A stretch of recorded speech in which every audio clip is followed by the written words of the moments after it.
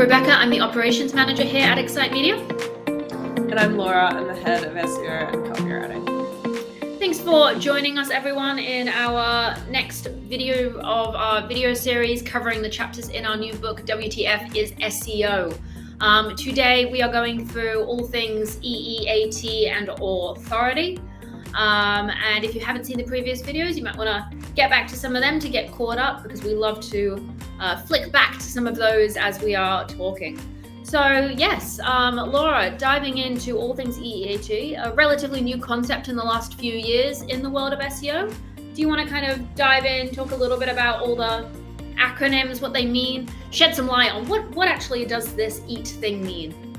Yeah, so EEAT is experience, expertise, authoritativeness, and trustworthiness.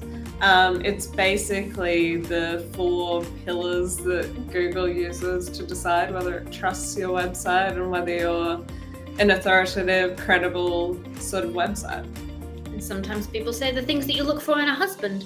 Laura, I guess diving a little bit more into experience, you know, these are quite broad terms, and even the description that Google gives us is quite broad of what it actually means and how you prove it. How would you go about demonstrating experience on a website? I think experience and expertise, I find, have a bit of crossover, and I think they sort of work together. So I feel like, you know, if you think about what experience is, it's your experience in the world. Like if you were applying for a job, what would you say your experience is? How would you back up the fact that you're right for the job and you have the right experience to work there? So looking at things like qualifications, education, previous sort of job history, and what you've done as a business. So when I think of expertise, I'm thinking of qualifications and your years of experience. And when I think about experience in the acronym, I'm thinking of writing in a way that sort of relates to your experience and sort of backs it up. So often we see people write in a way in website copy where it's almost like they're trying to emulate that they have a copywriter writing for them who doesn't know who they are. So it'll be like, Excite Media specializes in digital marketing and they know a lot about the topic. But if you write in your copy and you say, as a digital marketing agency that's been around since 2006, you know, we've worked with all kinds of businesses. It's that sort of change that can actually make sure that you're talking from experience, if that makes sense. Yeah, it's almost like don't go down the route of writing in an essay format where you're acting like you're disconnected from the business, and instead you actually need to write as the business itself.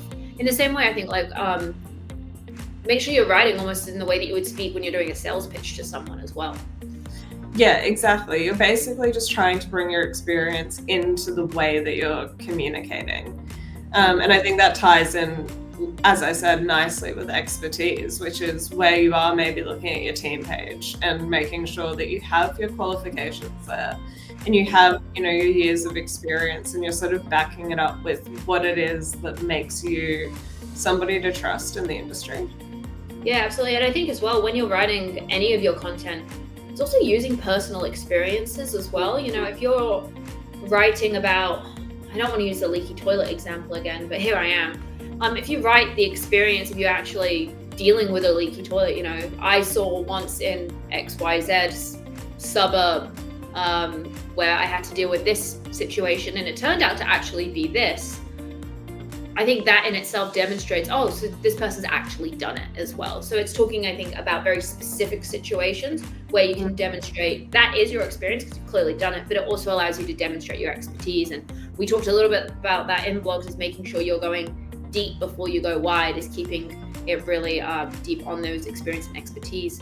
Laura, I want to skip over authority quickly because I think that is a much bigger topic, but how would you demonstrate trust on a website? What kind of social proof would you add? Yeah, I think it's your classic trust signals, which we talk about a lot in SEO, in digital marketing, even part of web design. It is just including, a case study that shows that you've done it before. It's including logos of the businesses that you've worked with. If you don't work with businesses, maybe you're including logos of brands that you use when you're providing your service. And then obviously the big one is your client testimonials, and making sure that those are attributed to a name and a business if it's relevant as well. Yeah, absolutely. Another one that I like to kind of attribute a little bit to trust, and I don't think it's as big a part of SEO, but I think it's something that's important to think about as a business, is the imagery you're using on your website.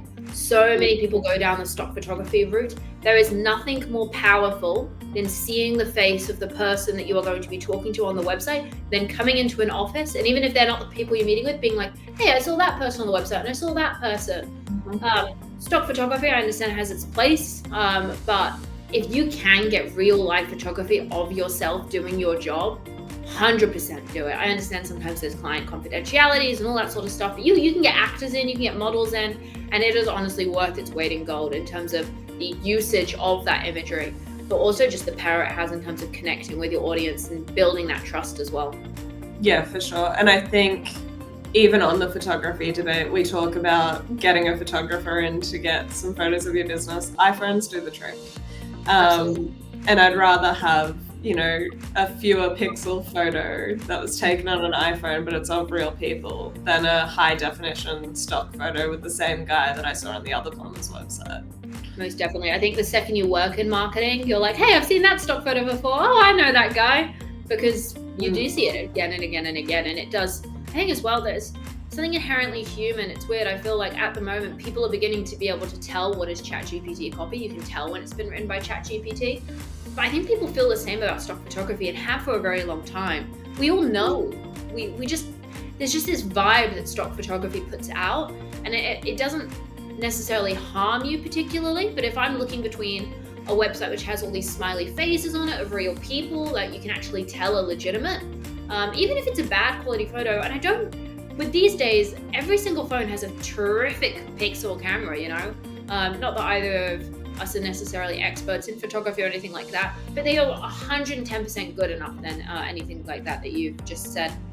No, I think that's fantastic, Laura. Coming to authority, and I wanted to put this one last just because of how big a topic it has become. Because previously, everyone was buying backlinks and, doing the old-fashioned blogging of, please put me in your top 10 article about blah, blah, blah. So yeah, Laura, talk to me about, I guess, how Excite Media's changed authority in the past few years, and what kind of spurred that on and how you're actually approaching it now. Yeah, so like you said, link building used to be the standard. And then, Google, I think years ago, said, we're no longer standing for this, no more link building. And often, as SEOs do with Google and its threats, we went, it's still working though. But as time has gone on, we have seen a decline in performance for websites who are relying on link building. And the problem is we do still need backlinks to show that our website has authority and that it is trusted as a source. Yeah, talk just a little bit about that, Laura. With authority, is it only the way that we can show is by other websites linking to us? Is that what builds this whole domain rating metric? I think mostly yes. However, there is anecdotal evidence to suggest that even just having your brand mentioned on the internet also does the trick. I don't feel like there's enough data to support it just yet, but having a consistent brand, having your brand mentioned across the internet in, the same way, in a really consistent way, whether that's across your own social media channels, whether you're, getting tagged on other people's social media channels, having your brand mentioned, having your brand existing on, say, industry association websites. There's all these different kind of ways that you can have your brand showing up across the internet, whether it has a backlink attached to it or not, that helps Google sort of build a map of where your business exists and how sort of strong and, I don't know, legitimate is basically it, yeah. Yeah, absolutely. And I think as well that domain rating metric that a lot of SEO software uses, I think it's important to remember it's technically a fake metric. Like it doesn't exist for Yeah. Google. It was what they've always said. There's some of the Google leaks are like, well, maybe actually it does exist, but Google's always stood by that it doesn't. But building that domain rating, I think a lot of people will sit there and be like, well, it's 0 to 100. Why am I not 100? Do you need to be 100 to be an authoritative website, Laura? Absolutely not, and I'd argue it's borderline impossible. I think Google is technically a 98. Yeah. As a digital marketing agency, we've been around since 2006. Our DR as it stands is 75, and that's pretty good. And that's a lot of work that we've put into getting that DR to where it is. Although 100 isn't the standard, that's, I would argue, impossible. And your DR will depend on your industry. I think it would be very bizarre to see a local Brisbane plumbing website with a DR of 75. It really depends on your industry and what the sort of competitive landscape looks like. And so you just want a DR that's essentially better than your competitors and your direct competitors as well. I mean, in an ideal world, that's what you want. And that's not always achievable. If you think about the plumber that we keep coming back to, there's Fallon's. And I think any local plumber is never going to beat Fallon's for their domain authority, because Fallon's are they Australia-wide? I think so, yeah.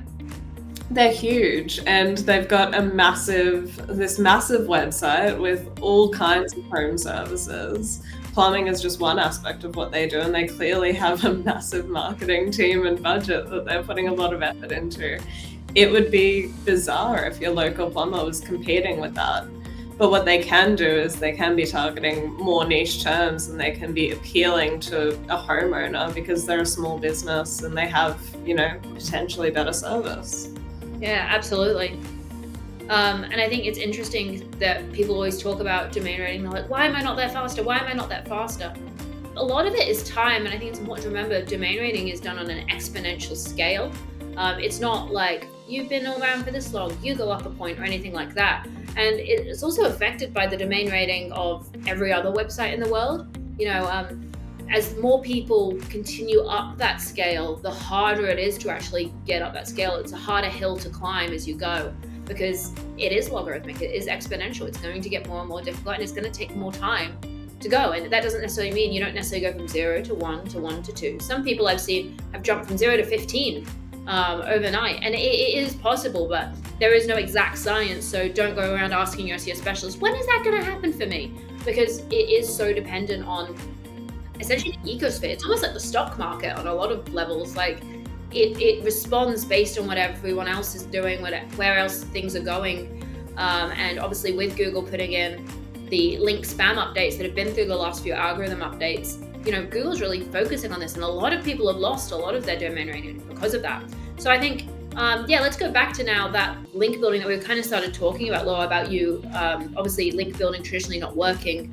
Now, what has Excite Media? I know it's been a few years that we've been kind of dabbling in it, and we were like, did we do it? Did we not? But it was quite a lot of work to actually roll out that product and figure out the best way to do it for our clients. Yeah, so we've introduced digital PR or digital public relations, which is basically where you use your own content with your own unique expertise or data or opinion, and you sort of reach out to journalists and get featured hopefully get featured in the media, and ideally get a backlink for it.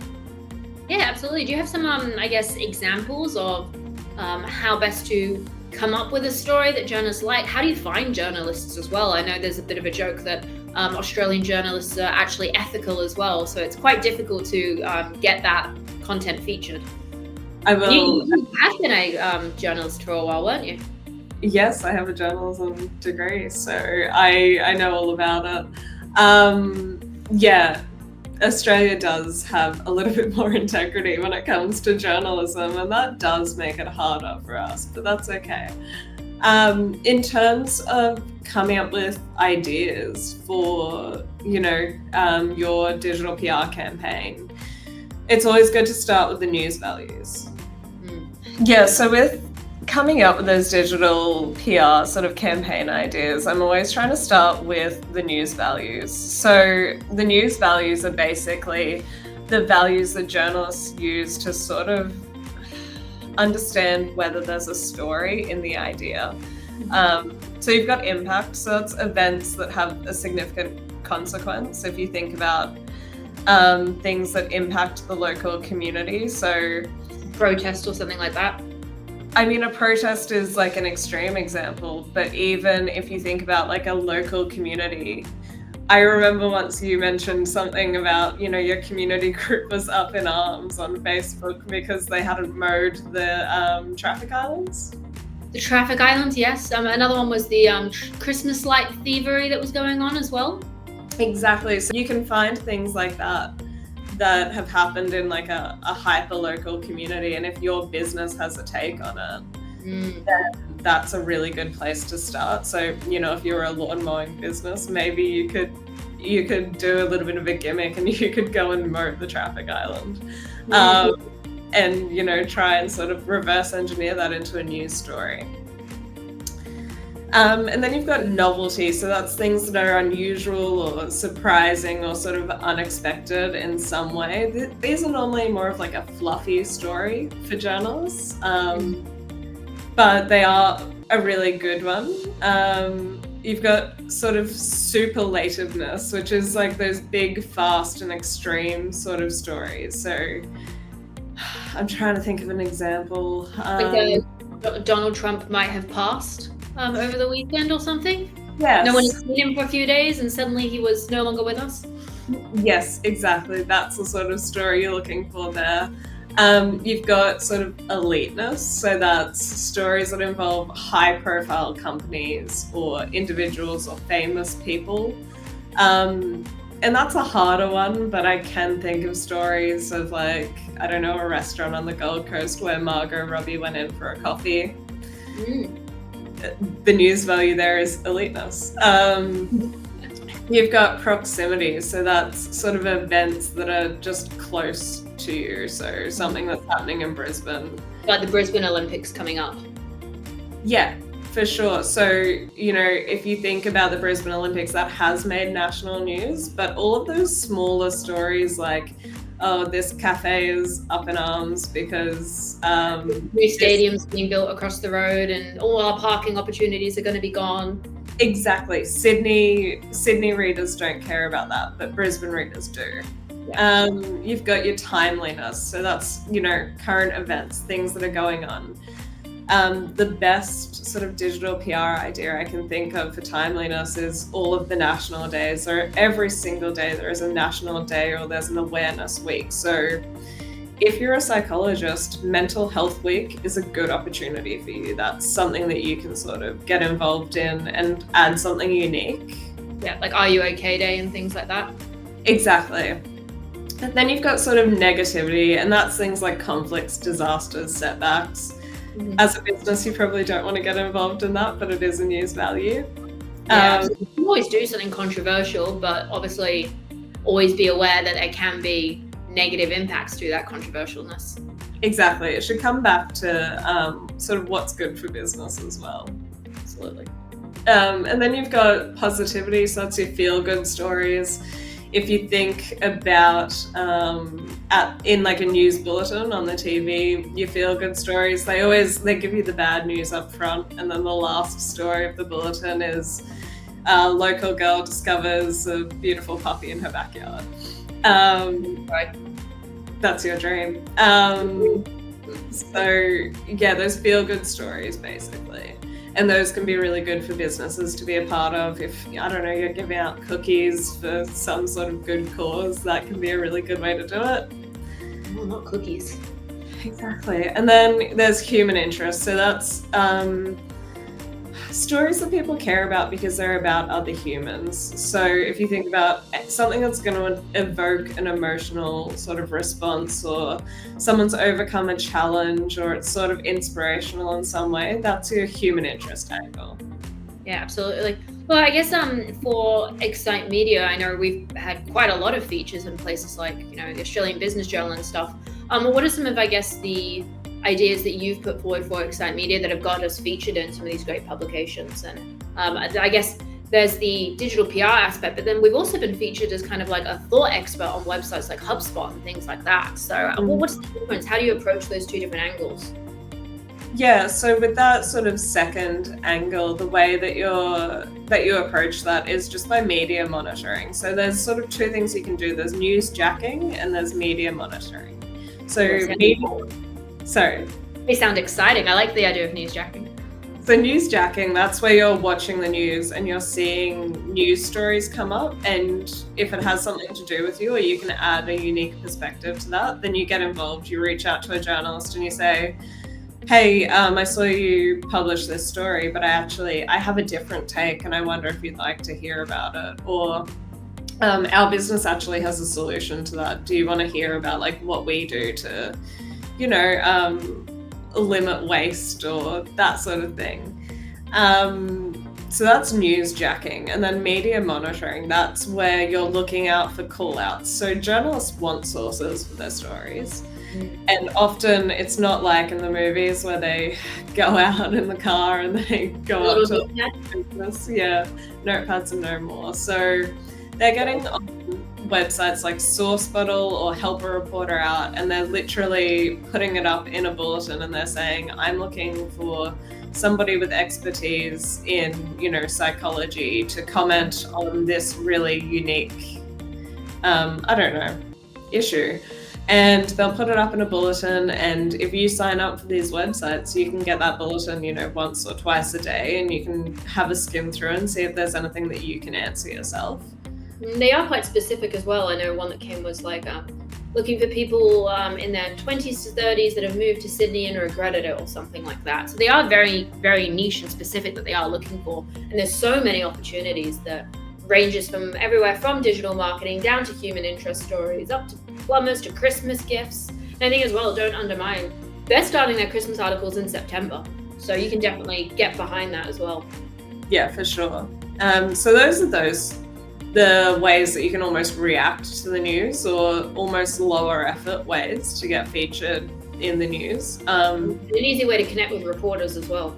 Yeah, exactly. And it's often more successful because they're actually talking about it. You know that the article exists or that they're actually going to publish something on it.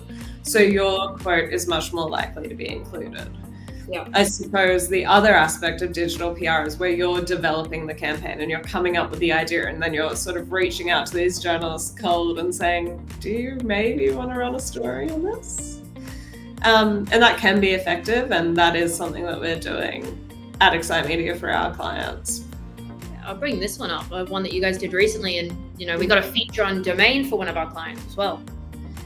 Yeah, so this was actually from media monitoring. So the journalist put a call out basically asking for expertise on, how you should decide whether you renovate or rebuild your house.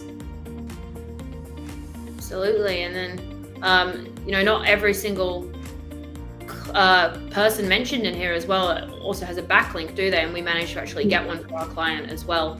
Laura, is there a way that when you are replying that you can get, I guess, the best opportunity to be featured?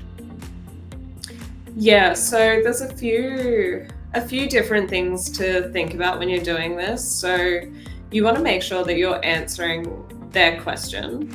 You want to make sure that your answer to their question isn't something they could have just Googled. You actually want to include your expertise. You want to have like a really unique perspective that you're including as part of your answer. And also, it is really handy if you can write it in a good, succinct way that's easy for them to chop up and quote. So that means not massively long run-on sentences, just, 3 to 4 crisp sentences that they can put, a quote in the middle. They can chop it up how they like, and that's going to fit into their article nicely. nicely. Absolutely. Now, I guess going on to that other type of digital PR pitching, putting together a story, I think this can often feel quite overwhelming for people to be like, well, where do I start with this? And I know we've talked about, collecting unique data or a unique opinion and then putting it out into the world. Obviously, probably best to get a PR specialist onto it. But Laura, where do you find the journalists? How do you put together that idea? How do you write the media releases? Can you give us a very brief overview on all of that? Yeah, so like I said, it always starts with those news values, and from those news values we sort of reverse engineer a bit of media research with, some topics and ideas that we can come up with. We then work with the client, we choose a topic, and then we put it into a media release. Now, a media release in an ideal world would be 1 page. They're often 2. Sometimes you get a lot to say. And what you want to do is almost write the story for the journalist. So you want to make it really clear. The top should sort of have what the headline would be. The next part should be their opening paragraph. It should be like, this is the entire story. And in journalism, a big principle is the inverted pyramid. And the idea of that is that the most important thing goes up the top. You start with all of the information. As you're getting to sort of like the pointy end of the pyramid, that's where you're putting in like the details that you don't need to know, but if you're really interested in the story and you've read down to the bottom, then you can get the extra details. So that's sort of how we structure the media release, and we also make sure that there's a prominent quote from the business owner in it that's sort of demonstrating their expertise and adding their unique perspective, so that when the journalist does write a story, and journalists that are quite good at their jobs won't just copy and paste our media release. They'll go away, they'll do some more research, they might talk to another expert as well, but they can include a quote in the story as well. And how do we get that media release in the hands of journalists? Where do we find them? Well, then there's the pitching. And I mean, the best way to get a journalist's details is to pay a lot for a piece of software, but that's not realistic for most business owners.